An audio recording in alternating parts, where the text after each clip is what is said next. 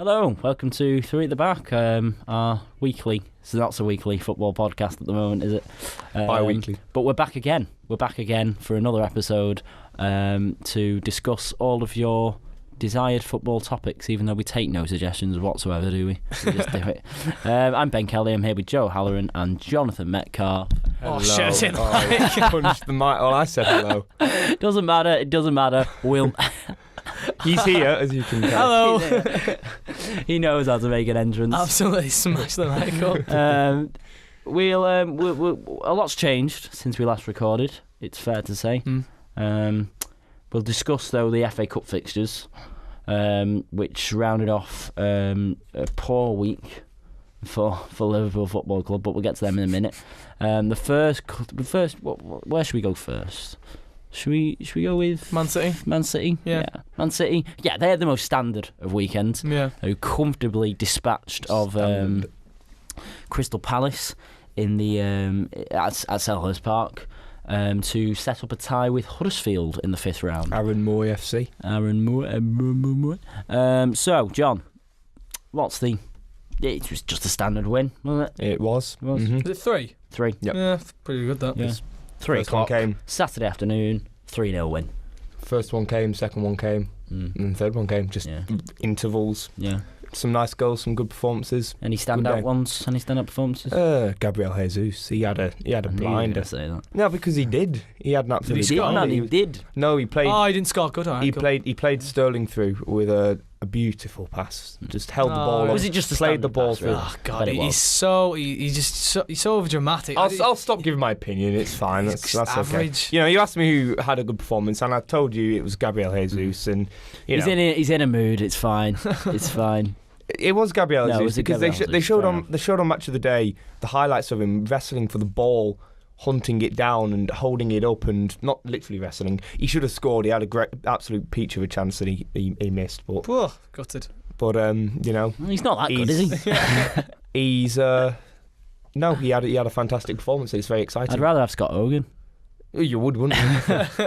He'd rather have Omar Bogle, so it's all okay. Yeah. Scott Hogan could be on the move. He could be. Could be. Very minute. He could Villa. He could be on the way to Villa. No. Or Norwich. Or no, not Norwich. I don't know, any club. Crystal Palace and West Brom are in for him.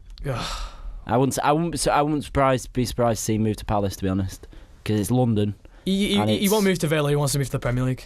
And it's and they are desperate to sign somebody to they've got to support Christian Benteke. I guess. If you're second choice to Christian Benteke, you know you're pretty shite, don't you? You know what I mean? But we'll move on to Brentford. Scott Hogan didn't play away at Chelsea. Nope, didn't even come on. And coincidence, you lost 4-0. 4-0. It was quite a demolition shambolic. derby. Some may say. Yeah. It was it was poor. But you know what, life got... Oh shit, hit the mic again. Right, that Paul You need Mike to is chill taking out. an absolute beating. No, yeah, it was it wasn't fun. But what did I expect, really? Chelsea away.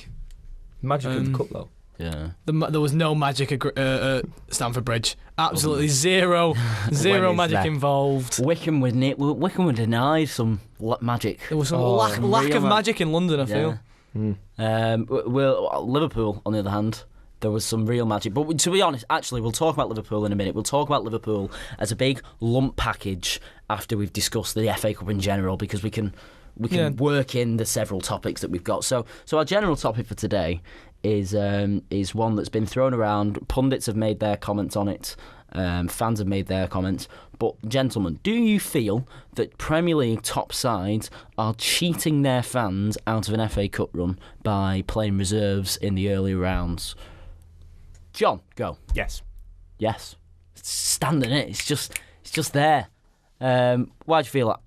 Because it's a competition anyone could win, and it doesn't just apply to the top teams. It applies to even more so teams like Everton, like Watford, who Newcastle. Well, yeah, Newcastle in the Championship vein. A big letdown. I mean, like mid-table Premier League sides like Everton, like Southampton, who got hammered after playing a young side, and like Watford, who got beaten by Millwall, playing weakened sides. Realistically, yeah, I just said. Yeah. Sorry. Yeah, I just said, dickhead. Realistically, realistically, they're not going to get Europe. And realistically, they're not going to get relegated. Yeah. So why are you focusing on the league? Have a pop at the FA Cup. It comes around every 3 weeks, and the top clubs. I can understand why a team like maybe Liverpool would play a slightly weakened team, but not a team to the extent that you played against Wolves. Yeah, you say that, but Lois Carrier started, Clavan started, who has been starting for Liverpool anyway. That's and only is because of Estonia Matip, captain. though. I would never say Clavan is a first-team Liverpool player, or at least he doesn't deserve to be. Well, okay, all right, but he still started. He's still Estonia's captain. He still should have enough experience behind him to lead that back four. Gigi Wijnaldum started. Roberto Firmino started. Philip Coutinho came on at half time. Didn't start. Didn't start. Who else started? Did Henderson start? No. Did Lallana start? No, somebody else started. Lallana, Henderson. Origi, maybe? Origi started. Started.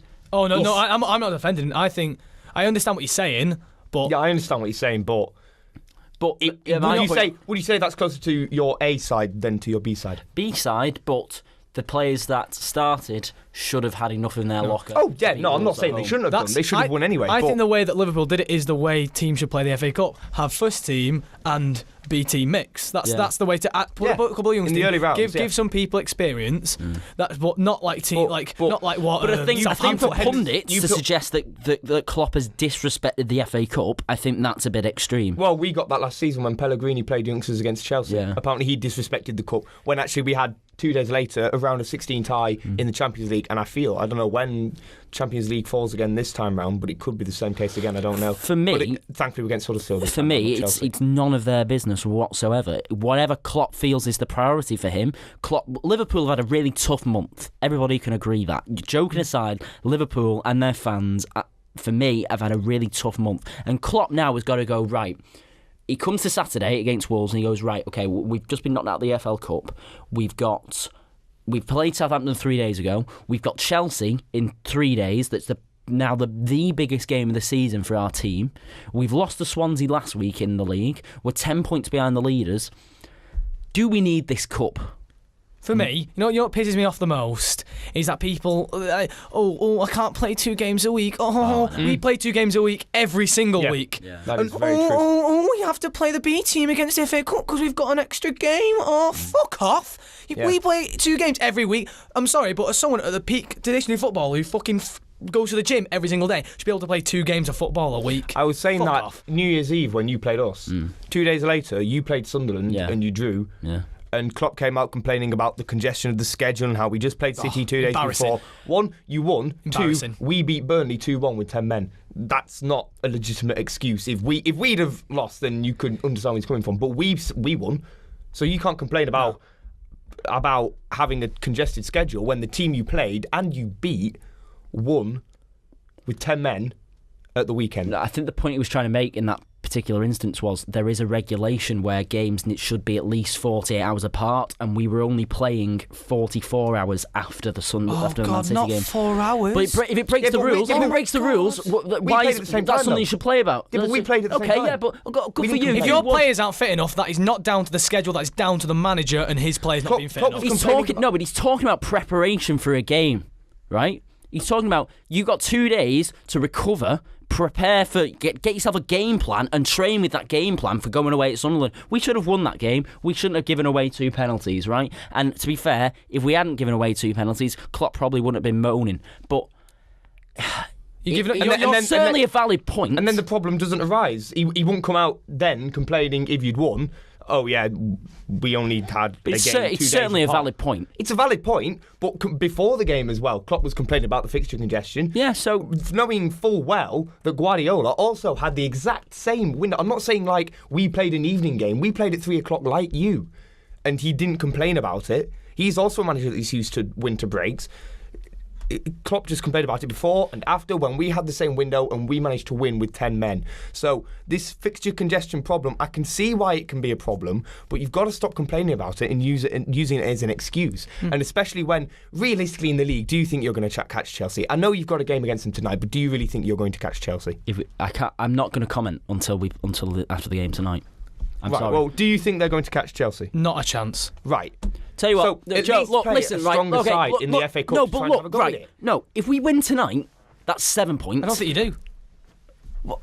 Well, they could do. I know he's coming from in that No, but respect. you could just gotta listen to me. If we win tonight, that's 7 points. Arsenal get a result on Saturday, whether that's a draw or a win. Don't know if they're going to win at Stamford Bridge, given that it's Arsenal and they bottle everything ever. But if they get a draw at Stamford Bridge, we go and beat Hull. We're 5 points behind them. But I just don't think you will do that.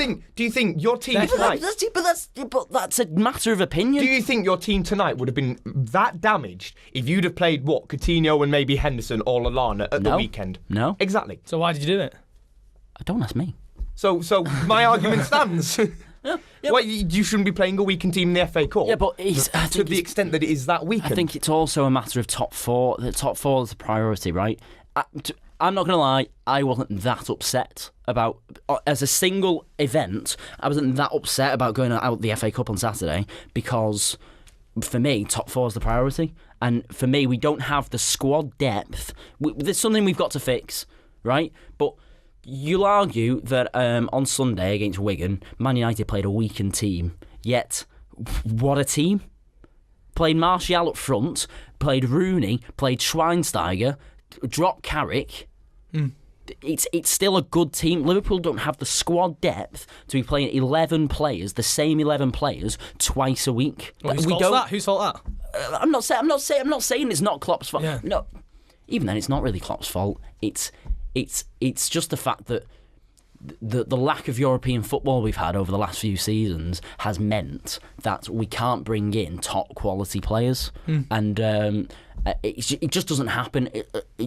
A lack of European football, it doesn't matter if you're one of the biggest clubs in the country like we are, a lack of European football equals a lack of quality players coming in. So for me, Klopp's gone, right, okay, we've been knocked out the FL Cup, we've got 3 days we've got Wolves, 6 days we've got Chelsea. I want to win that Chelsea game. Tell me, what happens at the weekend if Philip Coutinho goes out, starts against Wolves and breaks his leg after 20 minutes? Or picks up the same ankle injury that he had, right? And what happens if the sky turns yellow? Yeah, like, what are you going to do? Never play him just in case he gets injured? That could have happened to one of the players. Could have happened to Firmino as well. But the point is, we've got a bigger game in 3 days' time. That, yes, it's unlikely that fine. It's unlikely that we're going to beat Chelsea. That we're going to catch Chelsea. There's a perfectly good chance that we're going to beat them tonight. I think there is. I think if the crowd gets up for it, I think if the team gets up for it, if you reintroduce Sadio Mane into that team, we've got a lot more pace. I think there is a big chance that we could go and beat Chelsea tonight at home. However, that's what Klopp sees. He sees a chance where it's unlikely we're going to catch Chelsea, but if we beat them tonight and they lose to Arsenal on Saturday, whether you think it's going to happen or not, it could happen. And then suddenly we're 4 points behind and everybody's back in the title race. Right, but so he sacrifices the cup. Fine. The original question, though, was do you think clubs are disrespecting their fans when teams play weaker teams again in the FA Cup? You only asked me. What do you think? I think it depends on the situation. I don't think it's any of the pundits' business to question a manager's team selection. It's his team. He wants the job to question the team lineup. But it's still. I can see points. We're doing it now. Yeah. For me, it depends on the context of. If we didn't have a Premier League round of fixtures this week, I think Klopp would have played a full team on Saturday. I can understand what you're saying, basically. But he sacrificed the cup because of the bigger game coming, and he didn't want his players to be unfit. But how long was the gap between Wolves game and the Chelsea game? 3 days. Sunday, Monday, Tuesday. You have a recovery period. Yeah, it's valid. I think. It really does depend on your situation because it depends on your squad depth. It really does because Man United made a load of changes, still played a strong team because they practically got another Premier League quality side sitting on the bench, won their game comfortably. Nobody bats an eyelid. Wolves made 7 changes for the game at the weekend. which, you'll go, oh, well, you lost to a weakened Wolves side. Yeah, fine, we did. But Wolves made 7 but because they won, nobody cares. It's only Spurs made a load of changes. They won. Nobody bats an eyelid. You almost didn't know. What? Exactly. But nobody, because Chelsea played a lot of first team players, in all fairness. Because Liverpool went out, the spotlight's on them. If United had gone out, they would have gone, oh, well, where's Zlatan? Where's Carrick? It just depends. It depends on your situation in the league, and it depends on whether you win or lose in the cup. I think the spotlight is quiet on you, but I also think it's on other teams that lost to lower league teams, in that they played weakened teams, like Leeds, like Watford. Now, but we're talking about in the context of the top 6, I think. All right, in the context of the top 6, yeah. But what was the City team like? City team, it was... playing some dodgy Brazilian up front. See, we don't even know, do we? We don't even know because nobody's talked about City because they won comfortably. We don't even know what the team selection was. Well, they played Caballero in net instead of Bravo, but he's a better keeper, so that's basically first. They played Kompany and Kolarov in the centre. Kompany not get injured? Centre back. No, he played a full 90 minutes. I'm buzzing my tits off this. Could it be? Stars have aligned. He plays a Premier League game of football. We played Zane, we played Sterling, we didn't play Aguero, we played Jesus instead. We played Silva, we didn't play De Bruyne. So you made changes? We made changes. But nobody batted an eyelid, because you've got the squad depth to play practically another Premier League quality side. In terms of, we didn't make changes. We didn't play Pablo Maffeo, or we didn't play Alex Garcia, or complete youngsters. If Klopp doesn't know he hasn't got squad depth, why does he? But Klopp doesn't have the literally, mate. When we play our full strength team, the options we have on the bench are the go-to options are Daniel Sturridge and Divock Origi, who aren't in our strongest 11, and then after that it's Ben Woodburn. That's what we're dealing with, and that's a consequence of changing managers several times in the last 7 years, with the Dalglish era and the Rodgers era. It's a consequence. It's a consequence of selling big players when being unable to keep players when they want to go. That's another thing that we have to sort out. And it's a consequence of still going through a period of building, of Klopp being able to build a squad. And he has to. For me, you know what? I'm going to come out and say it. For me, Saturday was perfectly justified. I think Saturday he played a mix of first team and kids with the eye on tonight, and unfortunately it didn't pay off. But if it had paid off, everybody would have gone, oh well, there you go. The kids have got a load of experience. The fans are happy. Klopp's happy. They're still in the cup. They've gone through.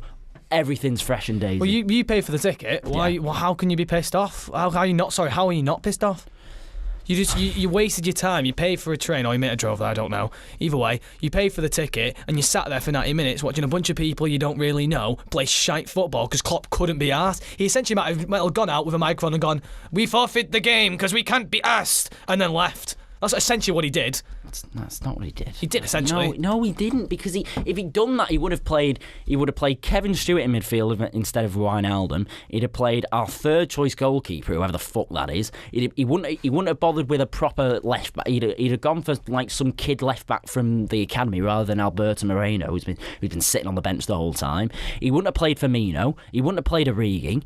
So for me, he made the best of what he had available to him. He made the best of the situation, and it didn't pay off. But if we'd have won, we'd have been sat here now going, oh well, he made a good decision really, because he's played a fair few kids. Yeah, but you should have won.